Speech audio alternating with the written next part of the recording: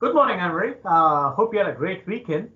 Yes, thank you. I'm very excited to talk to you about your take on well-being. But before we start on that, normally what I ask all my participants is to provide an overview of who they are, what they do, and what their area of expertise is. Can you please, for the benefit of our audience, say what is it that you do and introduce yourself, please? Thank you. Yes. Great to be here talking to you today. So my name is Anne-Marie Gawen, and I set up my own small training business called Unlock Your Wellbeing.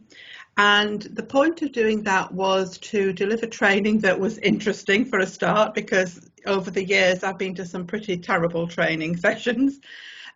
People might be experts, but they're not trainers. And so I wanted to make a difference in that way. And the subjects that I train around are well-being and mental health. And I know that when I've got a group of people in front of me, this might be the first and only training they receive in mental health or well-being. And so I want it to be as impactful and as inspiring as possible, maybe to inspire them to go on to take up roles within their organisations, or just inspire them to think, gosh, I need to attend to my own well-being here. So I want my training to have that effect. So I mainly work in the corporate world, in workplaces, delivering things like mental health first aid, which is absolutely brilliant way of introducing it as a subject by tying it up to physical first aid and calling it mental health first aid. It inspires people to think, there are these different aspects of ourselves. They're pretty much intertwined, actually, when you dig a bit deeper. So they can't be separated so much, but we give so much time and attention in health and safety and physical first aid to the physical side and not so much to the mental health side. But actually, if you look at the legislation, health and safety, the health includes mental health. And in the workplace, employers have that duty of care to make the workplace psychologically safe, mentally safe for their employees as well. But most of them haven't got a clue how to do this. And many of them say to me, well, what's this got to do with the workplace? We're a workplace, we're not psychiatrists or whatever. What has this even got to do with the workplace? So, a lot of my work is in also supporting employers to see what they can do, where they are now, because often it's because they've had an issue recently in their workplace that they get somebody like me to talk to them, but also giving them some positive feedback that they're probably doing a lot that's good, but it may just be the odd tweak or just looking at things in a slightly different way that can make a whole lot of difference. And quite often that is around communication. Poor communication, no two ways of communicating. There's a lot of communication downwards, but very little going upwards. So, that's, and so when I say to them, well, look, maybe have a course, one of my courses, and at the end of that, you'll be so much more informed as to what you need to do next. So whether it's a mental health awareness course and they think, gosh, it'd be so easy for us to do X, Y, and Z, actually, that would make a massive difference. Quite a lot of the things I talk about don't cost any money whatsoever, but some of them might, but people are trying to make decisions in this area around mental health and well-being without actually any previous knowledge or expertise, or really just not knowing what to do for the best and being a bit too frightened to do anything because it might be the bad thing to do or the wrong thing to do. So giving them the confidence really that they can make a difference. So there are ways, there's lots of legislation, but there's also lots of evidence ways of working as well that can make them think, yes, we can make a difference and this will work and this will make things better for everybody. So but that in a nutshell is what I do. Interesting, because what I wanted to ask you was ask you about your take on well-being from a corporate perspective, because you work with corporates, right? Yes, I So do. Yeah. how do you see? So how do you see that? I mean, it's a spectrum, isn't it? You have people who Yes. are really up there and people who are petrified, as you said, to even Hmm. get started because they don't want to start and Hmm. seeing doing the wrong thing. So what is your experience of this from a corporate perspective? Yes, as you say, vast differences. And one of the things that I would say is I think it is the responsibility, and it's not only me saying this. If you look at the Stevenson Pharma report, they also say this, that large organisations have got a role here to model what good practice could be. You know, maybe they've got more resources, maybe they've got more time, effort, just feet on the ground than small organisations to drive this forward and to say, look, and we see some fantastic organisations doing brilliant work, which other organisations can look at and think, a little light bulb moment went on there. So, those bigger organisations do, I think, have that responsibility to showcase, role model, whatever you would call it, what can be done. And but then at the same time, knowing and noticing, and absolutely every workplace is different, even within one organisation.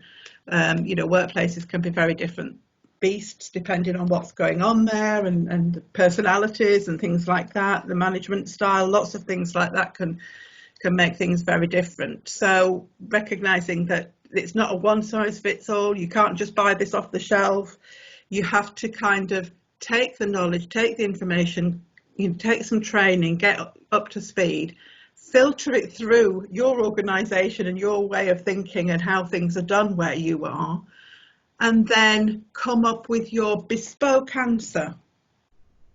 And that bespoke answer, it's very important that it's bespoke, because if you're an employee and you just think, oh, it's just like they've gone off and got a tick box exercise and they've come back and they've told us this is how we've got to do it, it's going to feel like that.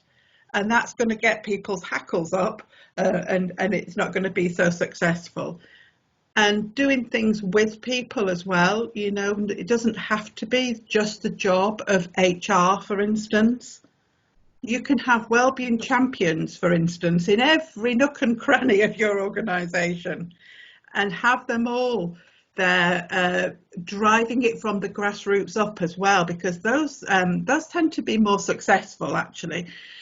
Things that people have come up with where we work, where we are, we can see that if we did this thing here in this space that we've got here in our organisation, this is what we could do, rather than somebody in, head office in London or wherever it might be saying this is what you must do everywhere. So giving people that flexibility locally to do the best as well, but with everybody on board and receiving an amount of training appropriate to them. Not everybody has to go and be a mental health first aider, but you can bring in different levels of training for people, and giving people some slack to think creatively about well-being where they are. True. I mean, that actually throws two interesting pieces of conversations. One is as you rightly say, we can't have a one-size-fits-all approach, which means you need to customize it. But then you also need to have, as you rightly say, a big well-being strategy in place and give them the leeway in how it's actually executed or implemented. So that's one. The second one is there's a lot of money that's actually going in at the moment, right, for well-being initiatives and things like that. So there's no point in actually investing a lot of money when people feel that it's a tick box exercise. That's the flip side of it. So how do you see, in your experience, organizations balance these two? I think it's seeing it as a marathon, not a sprint, for one. This is not just, let's front load loads of wellbeing training or initiatives, in the next 6 months, and then doing nothing afterwards, So I think it is, like you were saying there, it is a strategy. It is that long-term thinking.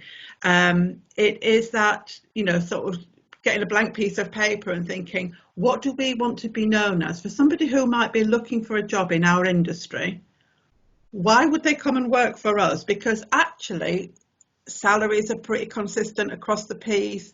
Lots of other things are the same. But there's an area where we can be a real magnet for potential employees, especially if you've got a skills shortage in your industry. We can showcase what we do to look after people's well-being. And, I've spoken to a lot of people about choices and why they've left organisations and things like that. And especially young people, they would take a pay cut even to work in a place that they felt that they were respected and that they were appreciated, actually, appreciated. They don't just turn up and go home. When they're there, they're energized and they want to be there, and it's really good for their well-being. And so thinking, what can we do to do that? And as I say, a lot of the training that I do, people at the end of it are very much more wise as to what it is that they need. Because, I could sit with somebody for 2 days and let them know all the different things about that. But it's better in a training situation where people can bounce ideas off of each other and have discussions and all of that kind of thing. In a safe training room, where it's, you're not doing any damage to anybody or to yourself, or, you can get it all wrong if necessary. It doesn't even matter. But at the end of it, people are much more informed as to what would work where they are.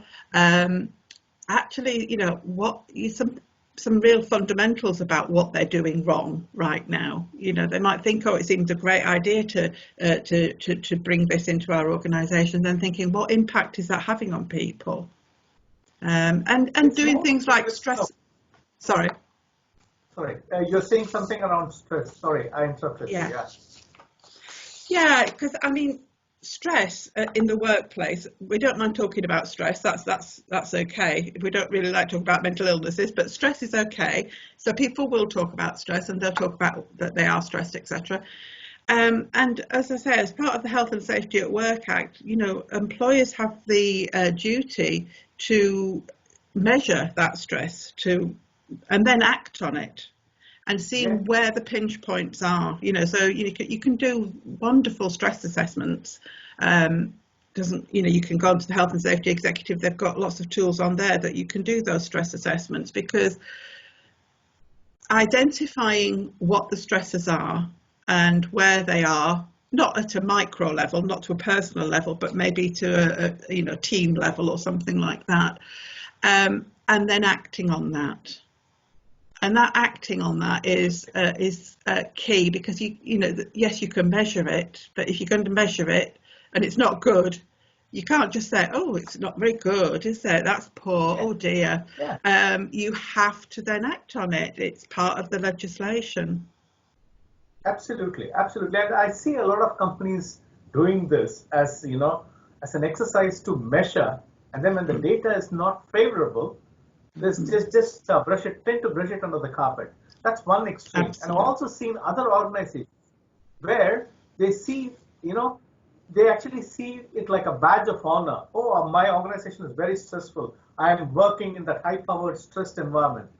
That's again. So it's again, if you really go back, fundamentally, both the ends of the spectrum, leadership has a key role to play.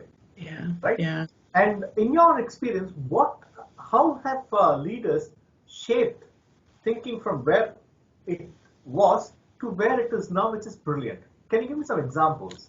Yeah, so I think the thing about leadership is that this is an area of our lives, whether it's stress or mental illness or whatever, that is a very private thing. And so to say to leaders, we want you to be really courageous here and lead by example, and sometimes lead with your stories.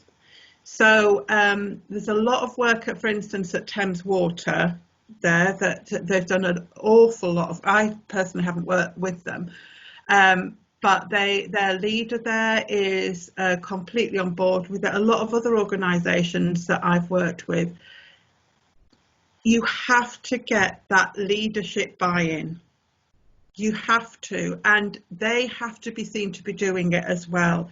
And some organisations that I work with, it can be quite difficult if you feel as a leader you've somehow got to be on a pedestal and the know it all and all the rest of it. And we're saying, actually, we want you to be a bit vulnerable. We want you to let people know that life is not always great for you. Now, some leaders find that impossible. They would never do that. They would want to, this kind of, not always macho, but this image of themselves that they're impregnable, they're invulnerable, because maybe they feel threatened by being vulnerable, and it does take a lot of courage to do that.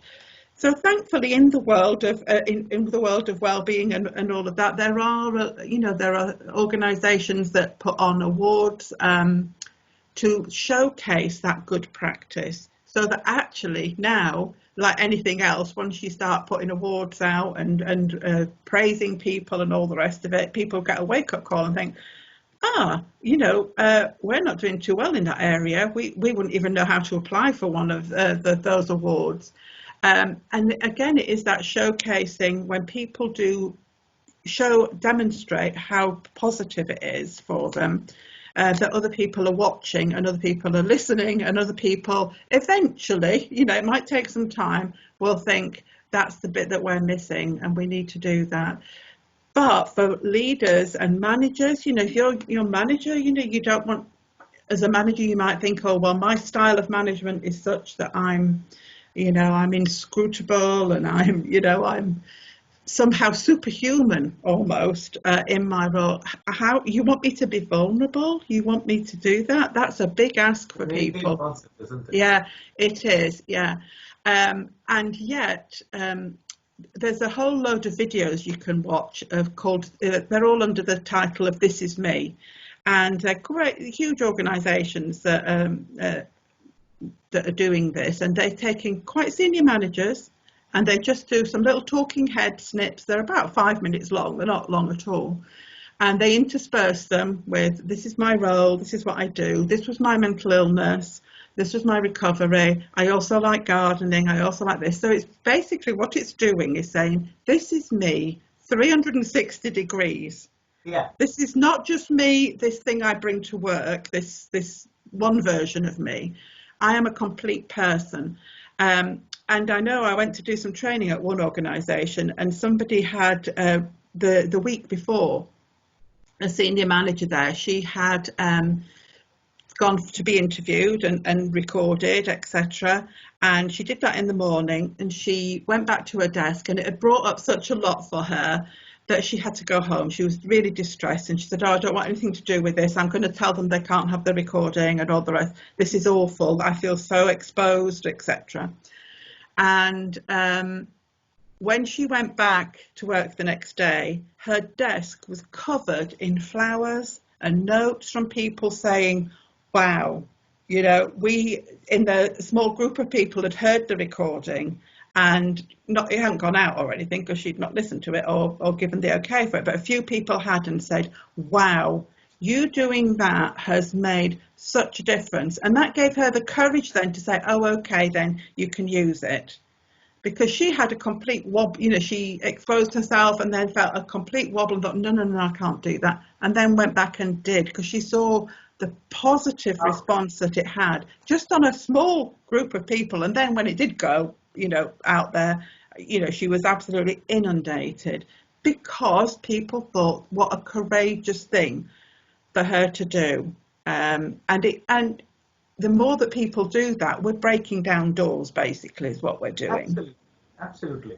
And the other thing I see is we are all trained to be successful. Yes. But the thing is, we are not trained to handle failure, because failure is seen as something which is not acceptable. No. I see success and failure as two sides of the same coin. So if you can't learn from failure, that's where well-being problems really start in the organization, isn't it? Mm-hmm. So it's interesting. I mean, it's interesting to hear your views, your take on this. Now, if you're to give a piece of advice or three things an organization should look for when they look at well-being, what would your three big things be? If I'm asking you to say three things. Right. So I would say I would invite and hope that organisations could do one big piece of work, which is every employee has something called, and you can call it what you like, but it's either a wellbeing action plan, it's a personal wellbeing plan. If you don't like the word well-being, and language is very important, call it a resilience plan, a personal resilience plan, call it what you will. But every single member, every employee has that. What that does is it's a kind of a questionnaire that you would go through in a one-to-one with your manager. And if there was anything in the world, because well-being, it's not only about mental illness, it could be about bereavement, it could be about a caring responsibility that you've suddenly got, it could be about financial crisis that you've suddenly got. Anything can really be impactful. And so what these plans do is give people an opportunity to say, this is going on for me right now. So please, if I'm not at my best, this is why. If there was something going on, you could say, this is what would help me. Please don't make me do any major presentations for the next couple of months because I just don't have the headspace to do all of that. Or whatever, it doesn't matter what it is. But it's a document that everybody has. You don't have it because you said, oh, I've got a mental illness. You have it because you're a human being. You have it because you're an employee, and that everybody has difficulties in their lives, whatever they are. And this is a really powerful document because it's saying to the employee, we care about you and we are putting your well-being front and centre here. And I always say to people, don't put it last on your one-to-ones. Don't say, oh, and let's the last thing we're going to do. Let's put it first. Put it front and centre. Say, right, this might affect the rest of the session today. So how are you? Really, how are you? And what can you tell me that's going on for you? What's going on for you? Is there anything that we can do? And then, right, we've sorted that out. Now let's move on to the rest, because that's going to set the agenda really and set the tone, if you like. So I'd really encourage everybody to have these wellbeing plans. So when I work with organisations, I leave them with a template of one. And from that template, the thing is for me, I want people to do this stuff. I don't just want to talk about it. So I want to leave them with a template. So it's, they don't have to reinvent the wheel. It's already done for them. They can tweak it, put their logos all over it and all the rest of it, and make it look in their corporate stuff. So I would say do that. So that gives everybody a way of communicating. You mentioned earlier about the strategy, so thinking about that, thinking about the well-being policies that people have and putting them in place, and bringing those well-being policies together so that, again, this is good for you as a business because you can attract people. You can say, if you're recruiting, these are all the things that we, the bare bones. But on top of that, for your well-being, these are the things that we do. So that you can say them really easily and quickly because you're talking about them all the time. So that's part of your wellbeing strategy. I think my third thing would be, please invest in mental health first aiders, because actually you are far more likely to use your mental health first aid skills than you are ever likely to, support somebody who might be having a heart attack or something, physically as similar as that. You're far more likely to use those skills. And if we can improve the skills and knowledge, but also the compassion quotient, if you like, of society, what a better world we'd live in. Really, basically, it's the decent and ethical thing to do, isn't it? Absolutely. Absolutely. Thanks a lot for your time, Anne-Marie. It's been very, very, very interesting. Thank you so much for having me. Thank you. Take care.